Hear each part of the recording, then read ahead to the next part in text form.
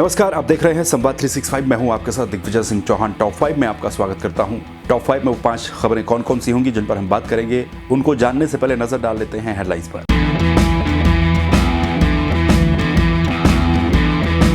उत्तराखंड में कुछ छूट के साथ 22 जून तक बढ़ाया गया कोरोना कर्फ्यू। शादी और अंत्येष्टि में 50 लोगों की अनुमति। 4 धाम यात्रा पर पलटी सरकार। मुख्यमंत्री तीरथ सिंह रावत का दिल्ली प्रवास। राष्ट्रपति, वित्त मंत्री समेत कई मंत्रियों से की मुलाकात। उत्तराखंड के लिए विशेष मांग। हल्द्वानी में नेता प्रतिपक्ष इंदिरा हृदयेश को दी गई अंतिम विदाई। सीएम ने दी श्रद्धांजलि, बोले पूरे करेंगे इंदिरा के छूटे हुए काम। उत्तराखंड में आज से बारिश की चेतावनी। 18 जून तक लगातार हो सकती है मानसूनी बौछार। पिछले 24 घंटों में भी कई जिलों में हुई बारिश। और पिछले 24 घंटों में कोरोना के 296 नए मामले, 12 लोगों की मौत। एक्टिव केस हुए 4000 से कम।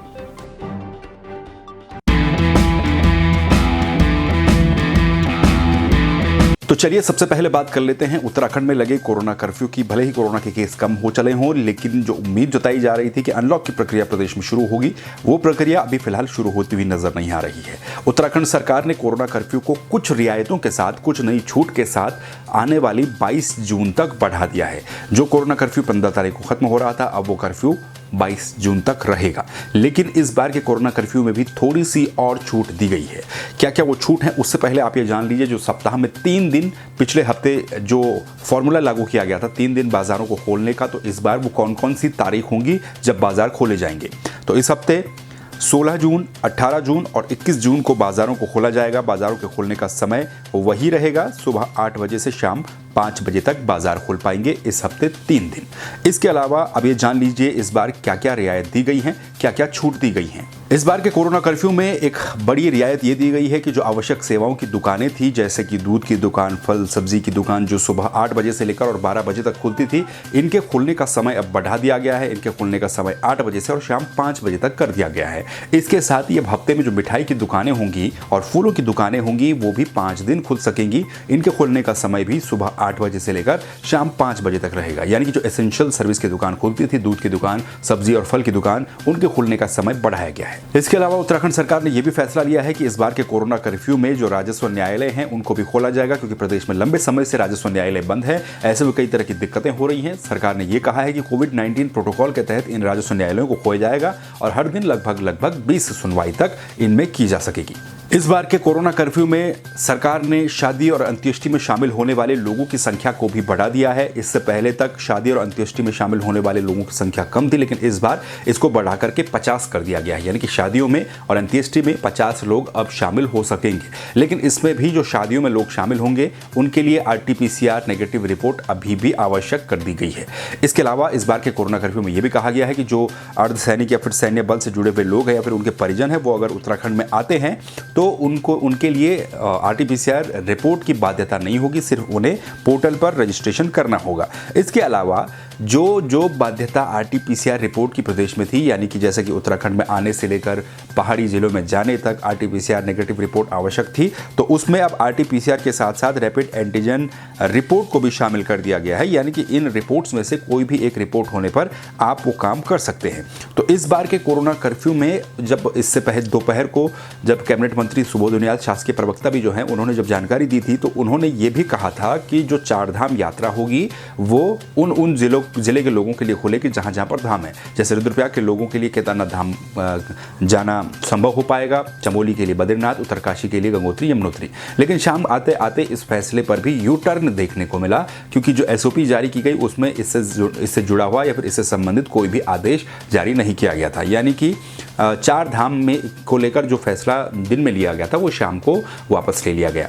ये भी कहा जा रहा है कि 4 धाम यात्रा का जो मामला है वो हाईकोर्ट में विचाराधीन है। 16 तारीख को उस पर सुनवाई होनी है और उसके बाद ही सरकार इसमें कुछ फैसला ले सकेगी। यानी कि कोरोना कर्फ्यू को प्रदेश सरकार ने 22 जून तक बढ़ा दिया है। थोड़ी बहुत कुछ रियायतें दी गई हैं, जिनमें शादी में शामिल होने वाले, अंत्येष्टि में शामिल होने वालों की संख्या 50 कर दी गई है। जहां पर RT-PCR की रिपोर्ट की आवश्यकता थी, वहां पर रैपिड एंटीजन टेस्ट भी उसके साथ में जोड़ दिया गया है बाजार 3 दिन ही खुलेंगे। 16, 18 और 22 जून को बाजार खुलेंगे। समय वही रहेगा, मिठाइयों की दुकान 5 दिन खुल सकेगी। इसका समय भी 8 से 5 रहेगा और जो एसेंशियल सर्विस हैं जो रोज खुलती थी उनका समय भी 8 से 5 कर दिया गया है। चलिए तो अब बात करेंगे मुख्यमंत्री तीरथ सिंह रावत के दिल्ली प्रवास की। उत्तराखंड के मुख्यमंत्री तीरथ सिंह रावत दिल्ली प्रवास पर हैं। उनके दिल्ली प्रवास से कई सारी उम्मीदें भी जुड़ी हुई हैं क्योंकि केंद्रीय मंत्रियों से मुलाकात कर रहे हैं। इससे पहले प्रधानमंत्री से उन्होंने मुलाकात की थी। ये उम्मीद जताई जा रही है कि उत्तराखंड के लिए चुनावी साल में मुख्यमंत्री तीरथ सिंह रावत कुछ कमाल कर सकते हैं। लेकिन दिल्ली में उन्होंने क्या क्या किया वो भी हम आपको बता देते हैं। दिल्ली जाकर के मुख्यमंत्री तीरथ सिंह रावत ने राष्ट्रपति रामनाथ कोविंद से मुलाकात की। उन्होंने राष्ट्रपति को केदारनाथ बद्रीनाथ की प्रतियां भेंट की, उनको निमंत्रण दिया चारधाम यात्रा के लिए आने वाले समय में जब भी स्थितियां अनुकूल हो पाएंगी। इसके अलावा उत्तराखंड के मुख्यमंत्री तीरथ सिंह रावत ने वित्त मंत्री निर्मला सीतारमण से मुलाकात की और निर्मला सीतारमण से मुलाकात कर उन्होंने जो जीएसटी के तहत जो प्रतिपूर्ति की व्यवस्था है उसको 5 साल के लिए और बढ़ाने की मांग की है। जीएसटी से क्योंकि लागू होने के बाद राज्यों को राजस्व में काफ़ी सारा नुकसान हुआ है, जिसकी व्यवस्था जिसकी प्रतिपूर्ति केंद्र करता है। ये 2022 तक इसको रखा गया था, इसका टाइम पीरियड, लेकिन मुख्यमंत्री तीरथ सिंह रावत ने मांग की है कि इसको 2027 तक किया जाए, यानी कि 5 साल की इसमें रियायत दी जाए क्योंकि ये व्यवस्था जीएसटी प्रतिपूर्ति की व्यवस्था 2022 में खत्म हो रही है। मुख्यमंत्री ने अनुरोध किया है कि इसको 2027 तक बढ़ाया जाए। इसके अलावा मुख्यमंत्री तीरथ सिंह रावत ने केंद्रीय वित्त मंत्री के अलावा मुख्यमंत्री तीरथ सिंह रावत ने केंद्रीय जो पेट्रोलियम मंत्री हैं धर्मेंद्र प्रधान, उनसे भी मुलाकात की। उनसे मुलाकात करने के बाद मुख्यमंत्री ने उनसे आग्रह किया कि जो सिटी गैस वितरण परियोजना है उसका विस्तार देहरादून, हरिद्वार, उधम सिंह नगर, नैनीताल के नगर क्षेत्र और इनसे जुड़े हुए अर्ध नगरीय क्षेत्रों में भी सुनिश्चित करवाया जाए। मुख्यमंत्री ने पेट्रोलियम मंत्री धर्मेंद्र प्रधान से ओएनजीसी देहरादून के अस्पताल को अपग्रेड करके 500 बेड का करने का आह्वान भी किया है। इसके अलावा मुख्यमंत्री ने केंद्रीय राज्य मंत्री स्वतंत्र प्रभार खेल और युवा मामलों के जो किरण रिजिजू हैं, किरण रिजिजू से भी मुलाकात की। किरण रिजिजू से मुलाकात करके खेल की संभावनाओं पर उत्तराखंड में विस्तार से चर्चा की गई। मुख्यमंत्री के अनुरोध पर केंद्रीय मंत्री ने यह भी कहा कि खेलो इंडिया योजना के अंतर्गत खेलो इंडिया स्टेट लेवल सेंटर एवं जो स्पोर्ट्स साइंस सेंटर है इसका निर्माण स्पोर्ट्स कॉलेज देहरादून में किया जाएगा। इसी तरह से खेलो इंडिया योजना के अंतर्गत खेलो इंडिया स्मॉल सेंटर उत्तराखंड के सभी 13 जनपदों में न्यूनतम 1 सेंटर प्रत्येक जनपद में खोला जाएगा। उत्तराखंड के पौड़ी में रांसी स्टेडियम में हाई एल्टीट्यूड ट्रेनिंग सेंटर बनाया जाएगा, जबकि गैरसैंण में योगा सेंटर बनाया जाएगा। धारचूला और नानकमत्ता उधम सिंह नगर में खेल प्रशिक्षण केंद्र की स्थापना की जाएगी। उत्तराखंड में आयोजित होने वाले राष्ट्रीय खेलों के आयोजन के लिए अनुदान की मांग का प्रस्ताव खेल मंत्रालय भारत सरकार के द्वारा वित्त मंत्रालय भारत सरकार को प्रेषित किया जाएगा, ये भी बात कही गई है। तो यानी कि ये कहा जा सकता है कि अपने दिल्ली प्रवास के दौरान उत्तराखंड के मुख्यमंत्री तीरथ सिंह रावत तमाम केंद्रीय मंत्रियों से मिल रहे हैं और उनसे डिमांड कर रहे हैं उत्तराखंड के विकास के लिए क्या कुछ योजनाएं या फिर क्या कुछ व्यवस्थाएं वहां से कर सकते हैं। अभी तक काफ़ी सारे केंद्रीय मंत्रियों से मुख्यमंत्री ने मुलाकात की और अभी भी कुछ और मंत्रियों से उत्तराखंड के मुख्यमंत्री मुलाकात करेंगे। अब बात कर लेते हैं उत्तराखंड की नेता प्रतिपक्ष इंदिरा हृदयेश की। इंदिरा हृदयेश के निधन के बाद प्रदेश भर के कई नेताओं ने उनके निधन पर शोक जताया। नेता प्रतिपक्ष इंदिरा हृदयेश का अंतिम संस्कार सोमवार को कर दिया गया। सोमवार को इंदिरा हृदयेश पंचतत्व में विलीन हो गई। करीब दोपहर को 12:30 बजे रानीबाग के चित्रशिला घाट पर इंदिरा हृदयेश को नम आंखों से विदाई दी गई। उनके जो तीनों बेटे हैं संजीव हृदयेश, सौरभ हृदयेश और सुमित हृदयेश ने अपनी मां की चिता को मुखाग्नि दी। इसके अलावा इससे पहले इंदिरा हृदयेश को श्रद्धांजलि देने उत्तराखंड के मुख्यमंत्री तीरथ सिंह रावत भी वहां पर पहुंचे। तमाम जो मंत्री हैं वो वहां पर पहुंचे। उत्तराखंड के जो तमाम बड़े नेता हैं, दिग्गज नेता, वो वहां पर पहुंचे। काफ़ी बड़ी संख्या में हल्द्वानी के लोग उनकी अंतिम यात्रा में शामिल हुए। इसके अलावा जो प्रदेश भर के जो कांग्रेस कार्यालय हैं वहां पर इंदिरा हृदयेश को श्रद्धांजलि दी गई। मुख्यमंत्री जब वहां पर श्रद्धांजलि देने पहुंचे तो मुख्यमंत्री ने साफ तौर पर यह कहा इंदिरा हृदयेश का जाना एक बहुत ही दुख की बात है और इंदिरा हृदयेश ने लगातार जो काम किए हैं जनता के लिए और जो भी उनके अधूरे काम रह गए हैं उनको सरकार पूरा करने का काम जरूर करेगी। तो उत्तराखंड के नेता प्रतिपक्ष इंदिरा हृदयेश को चित्रशिला घाट पर अंतिम श्रद्धांजलि दी गई और 12:30 बजे इंदिरा हृदयेश का अंतिम संस्कार कर दिया गया। चलिए बात कर लेते हैं मानसून की। उत्तराखंड में मानसून अपनी दस्तक दे चुका है। पिछले 24 घंटों में उत्तराखंड के कई जिलों में बारिश हुई है, जिनमें पिछले 24 घंटों की अगर बात करें हम तो मौसम विभाग के मुताबिक अल्मोड़ा में, गैरसैंण में, मसूरी में, ऋषिकेश में, कर्णप्रयाग में, नरेंद्रनगर, हरिद्वार और मुनस्यारी जैसे क्षेत्रों में बारिश काफ़ी संख्या में, काफ़ी मात्रा में हुई है। इसके अलावा मौसम विभाग ने यह भी अनुमान जताया कि आज से और 18 जून तक प्रदेश में मानसूनी बारिश हो सकती है। लगातार बौछारें हो सकती हैं, कहीं कहीं पर तेज बारिश और गर्जना भी हो सकती है। मौसम विभाग के मुताबिक 18 जून तक लगातार जो मानसूनी फुहार है उत्तराखंड में अब वो जारी रह सकती है। पर्वतीय क्षेत्रों में 5 दिन तक बारिश रह सकती है।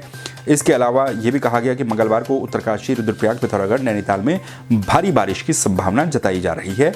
मौसम विभाग ने उत्तरकाशी, चमोली, रुद्रप्रयाग, देहरादून, नैनीताल, बागेश्वर, चंपावत, पिथौरागढ़ के लिए भूस्खलन, चट्टान गिरने या फिर राजमार्ग अवरुद्ध होने जैसी घटनाओं से सतर्क रहने के लिए भी कहा है। यानी कि बारिश के चलते भूस्खलन हो सकता है इन तमाम जिलों में और भूस्खलन से राजमार्ग बाधित हो सकते हैं। कल भी खबरें सामने आई थी किस तरह से कई जगहों पर राजमार्ग बाधित हो गए थे बारिश के चलते, और ये बारिश अब उत्तराखंड में 17 से 18 तारीख तक लगातार मानसूनी बारिश रह सकती है। ये अलर्ट मौसम विभाग ने जारी किया है।